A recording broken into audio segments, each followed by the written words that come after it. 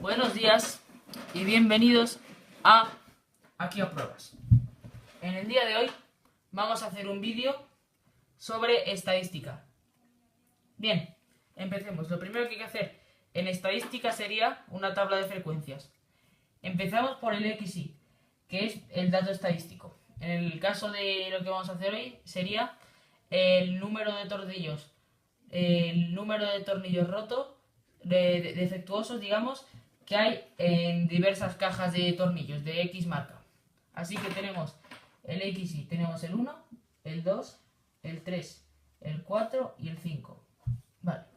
Luego lo siguiente es el NI o frecuencia absoluta, que sería el número de veces que se repite el XY. En este caso el 1 se repite 3 veces, el 2 se repite 4 veces, el 3 se repite 9 veces, el 4 se repite 3 veces y el 5 se repite una vez. Y estos datos ahora lo que tenemos que hacer es sumarlos y nos daría un número con el que le vamos a llamar n. En este caso, por ejemplo, es 20. Lo siguiente sería la frecuencia absoluta acumulada, que sería lo mismo, simplemente que lo que iríamos es sumando progresivamente los datos. Por ejemplo, empezaríamos con el 3. Pero en cambio, ahora en vez de poner 4, lo que haríamos sería poner 7, porque 3 más 4 es 7. Y así lo mismo. Por ejemplo, 7 más 9 es 16. 16 más 3, 19. Y 19 más 1 es 20. Importante que dé el último número igual que el n, si no lo tienes mal. ¿Vale? Aunque esto es muy sencillo. Venga, seguimos. Lo siguiente es el FI o frecuencia relativa, que es la frecuencia absoluta partida por n.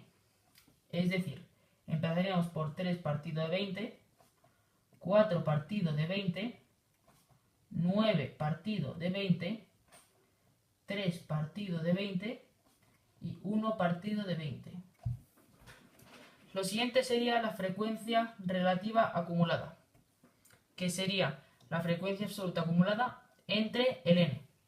Por lo tanto sería 3 entre 20, 7 entre 20, 16 entre 20, 19 entre 20 y 20 entre 20 que es 1, así que ponemos 1, porque 20 entre 20 es 1.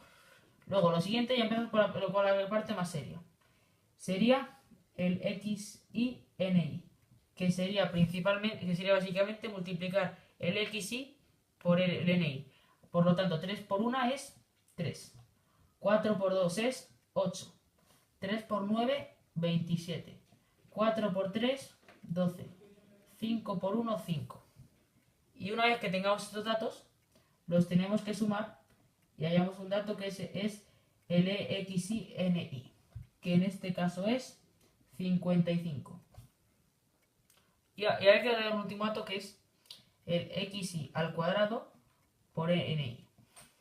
Por lo tanto sería el primer número, el XY al cuadrado por el NI, es decir, 1 al cuadrado es 1, por 3, 3.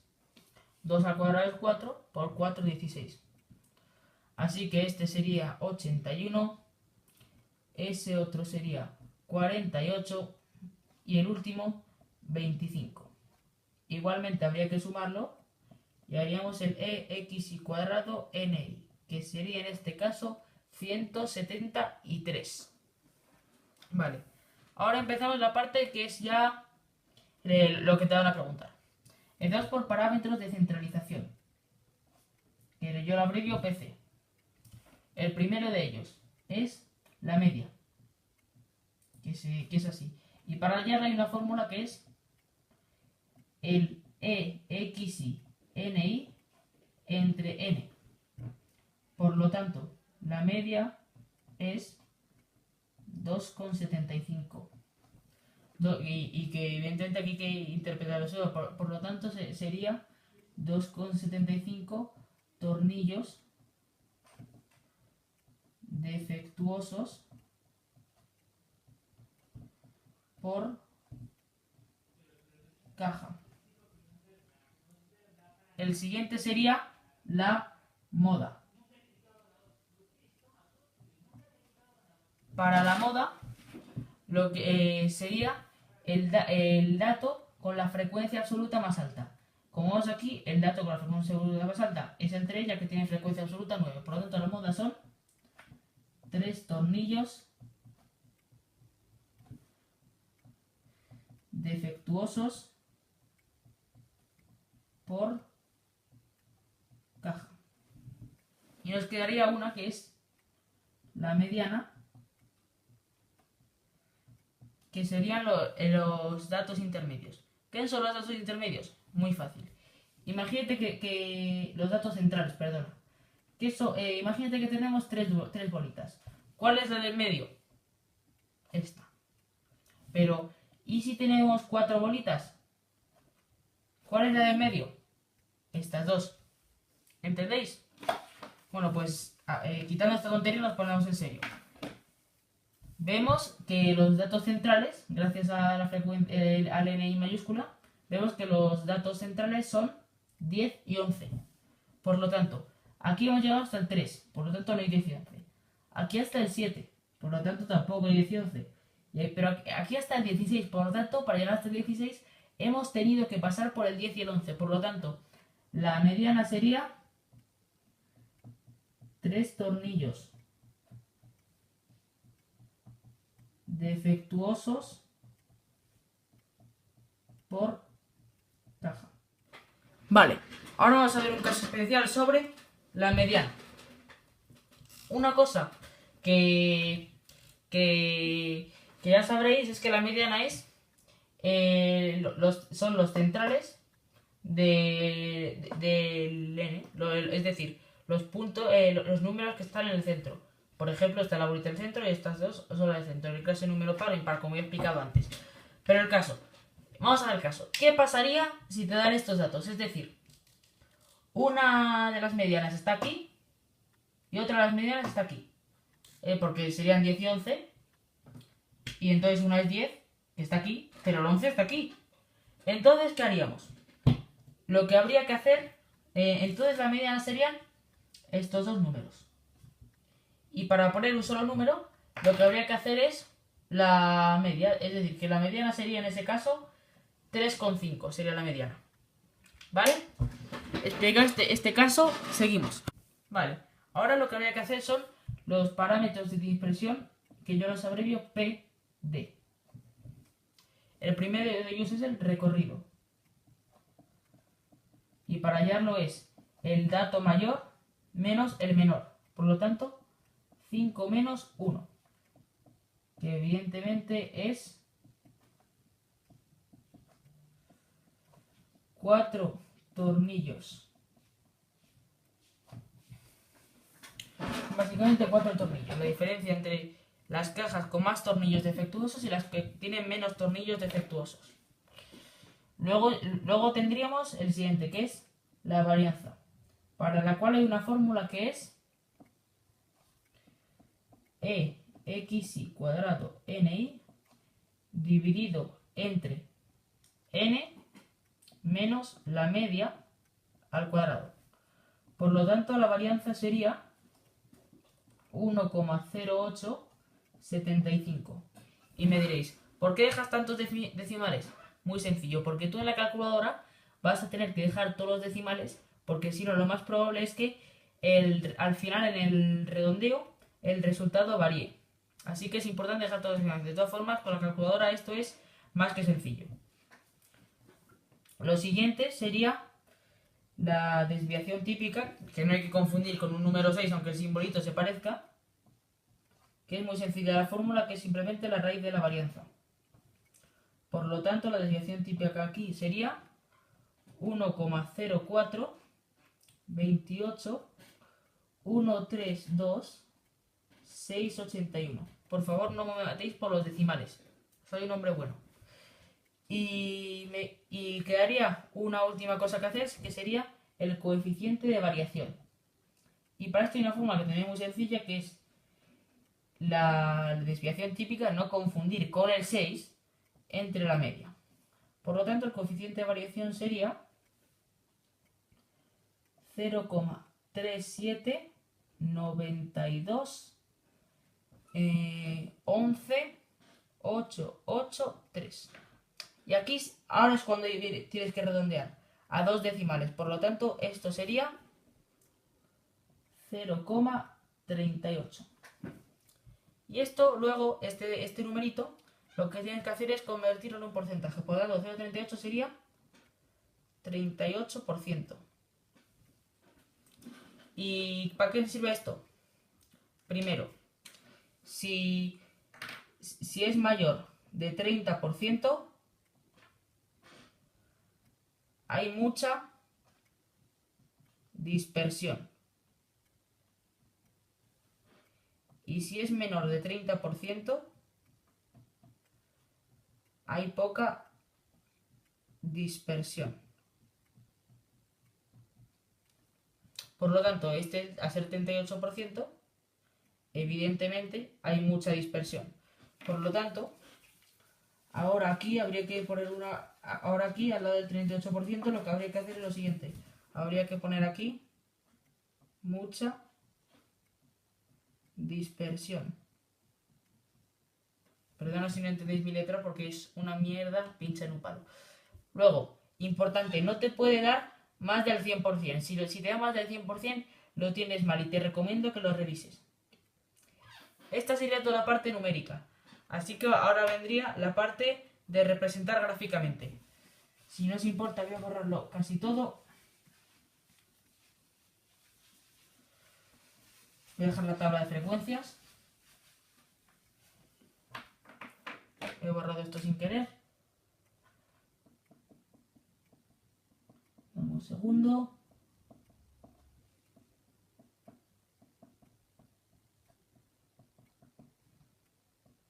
Ya está.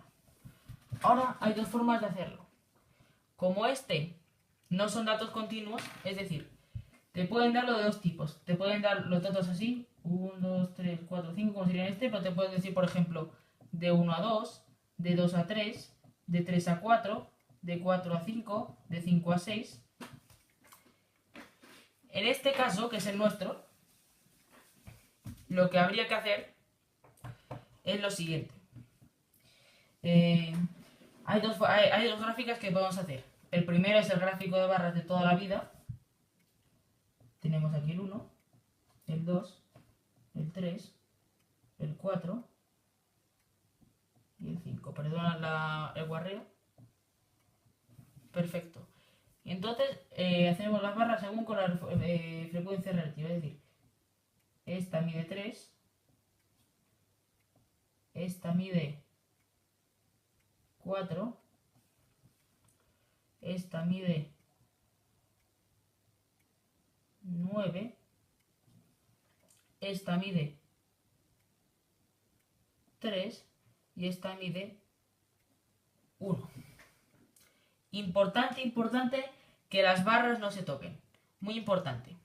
Porque si se tocaran, sería un gráfico para los de datos continuos. Ahora vamos a ver cómo hacerlo con datos discontinuos. Quiero decir, continuos, perdona. Es decir, estos. Lo primero que hay que hacer es la media de estos. Por lo tanto, entre 5 y 6 sería 5,5. Entre 4 y 5 sería 4,5. Entre 3 y 4 sería 3,5. Entre 2 y 3 sería 2,5. Y entre 1 y 2 sería 1,5. Vamos un segundo que se me ha borrado también un poco de esto. Vale. Ahora estos datos no cambian. Lo único que cambia sería evidentemente la multiplicación. Quedaría 6,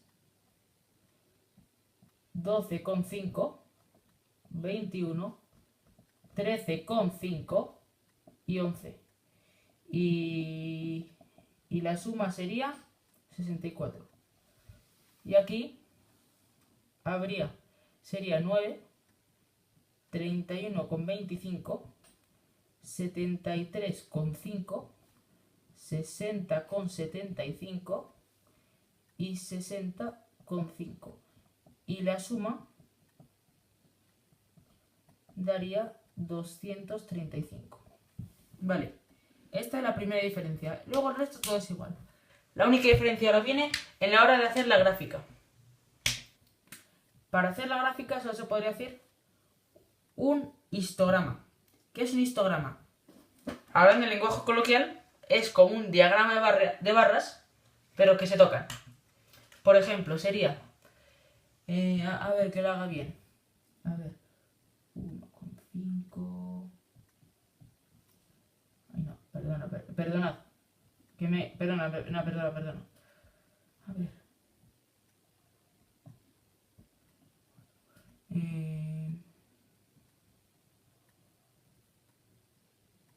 ¿Veis? Se tocan.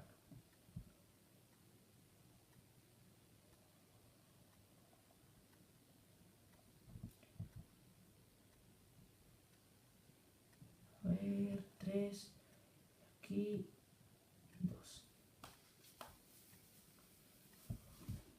Este sería el histograma. Y aquí pondríamos los datos originales, es decir, de 1 a 2, de 2 a 3, de 3 a 4, de 4 a 5 y de 5 a 6. En esto radicaría principalmente la diferencia entre datos continuos y datos que no son continuos. Esta es la primera forma de hacerlo. Luego además hay otra, que es el gráfico de sectores. Bien, vamos con el diagrama de sectores. Para el diagrama de sectores hay una fórmula principal que no sé si podría considerar fórmula, que es 360, que son los grados de la circunferencia, que esto es mi patata, pero entre n por el ni.